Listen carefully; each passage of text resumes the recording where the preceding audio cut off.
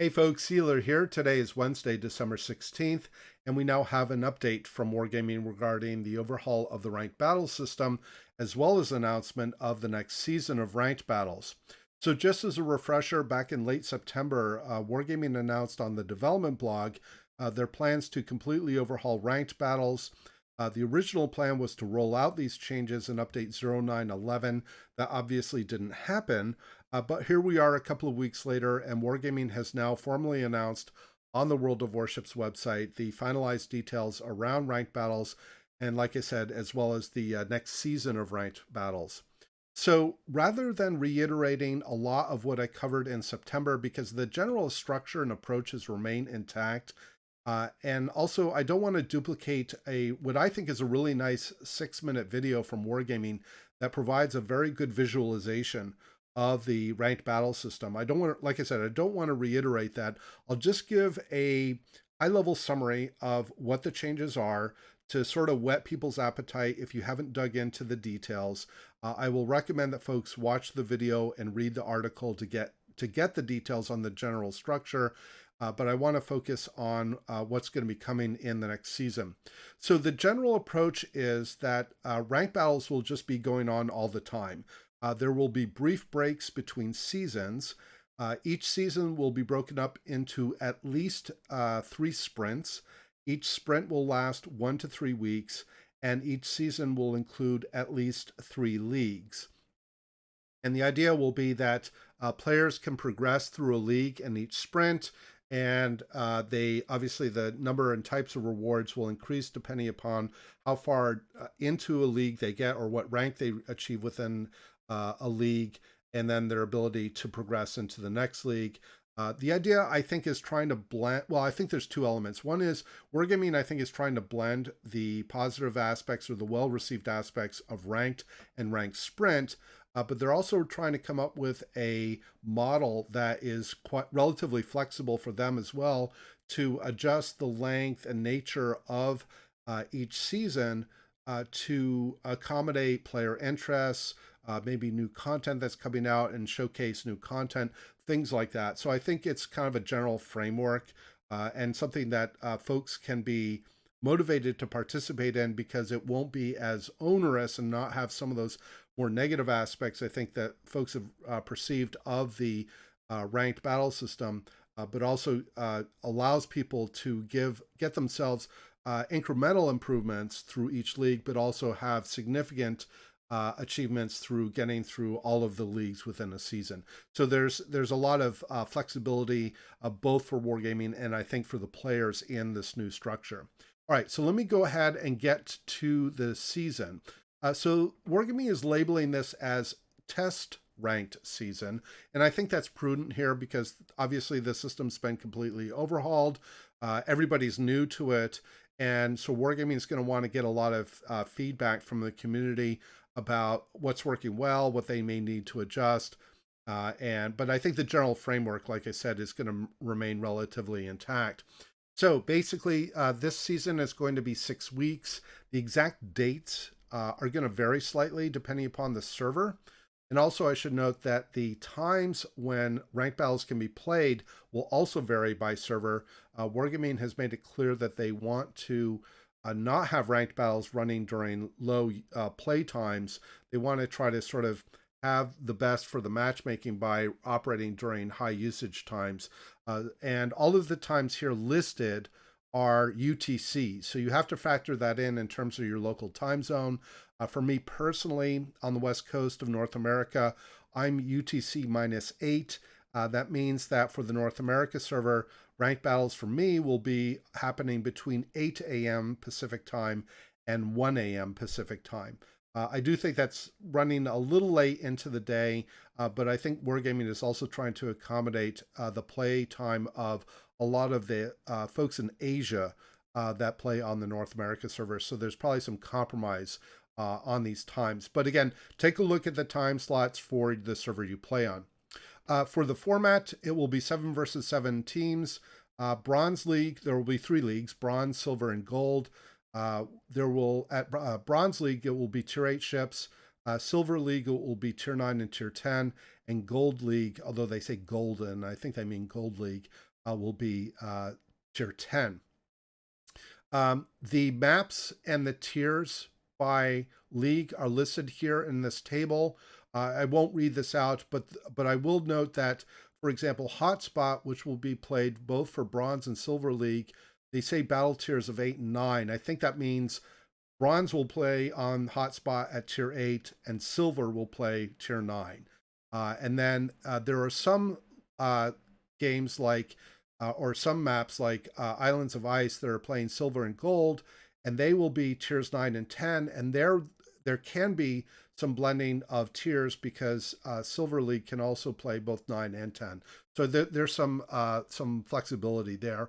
And then all battles will be fought in domination mode on all maps. This is the general season structure. So each league will last 1 week. So in the announcement of the general approach, they say that sprints can last between 1 to 3 weeks. The way I interpret that to mean is each season, Wargaming will adjust how long the sprints are. Is basically they're giving themselves some flexibility. So for this particular season, there will be 6 sprints, and each sprint will be 1 week. Each new sprint starts immediately after the end of the previous one. So each league has a different number of stars to progress through. The number of irrevocable ranks are also vary. So Bronze League is fairly easygoing, for lack of a better expression. There aren't a lot of stars to get through. There's a lot of irrevocable ranks. And the idea is, I think, is probably to have a league that is relatively comfortable for folks to get through. I also think it's intentional, I suspect, that Wargaming's having 3 leagues but 6 weeks.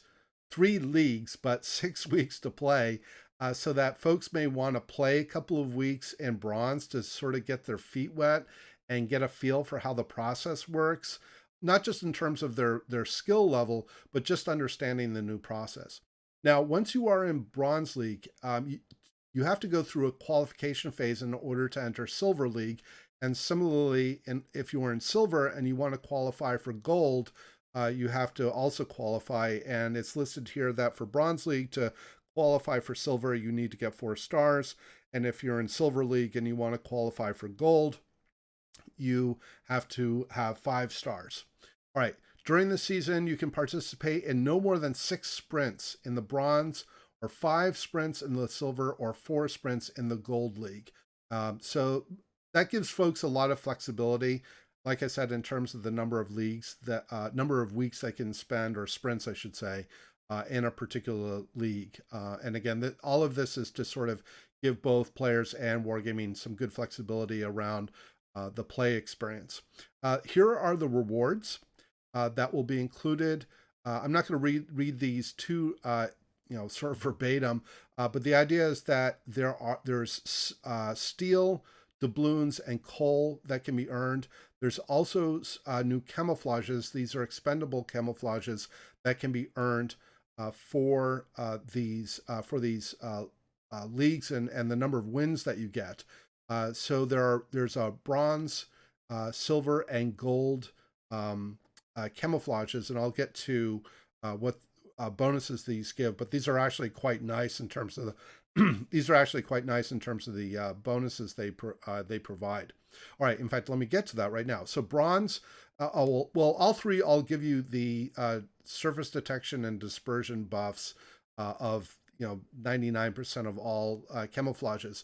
The buffs as far as XP, bronze will give you 100% on XP, 200% on free XP.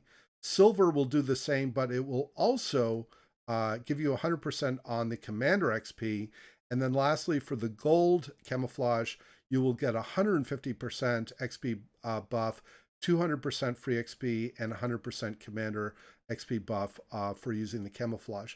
So I realize I'm going over this fairly quickly. Again, I'm obviously going to leave a link to the article in the description below for folks to go dig into, but it is very exciting to see this new content. And for me personally, part of the reason I didn't play ranked battles was that it was kind of an endurance test.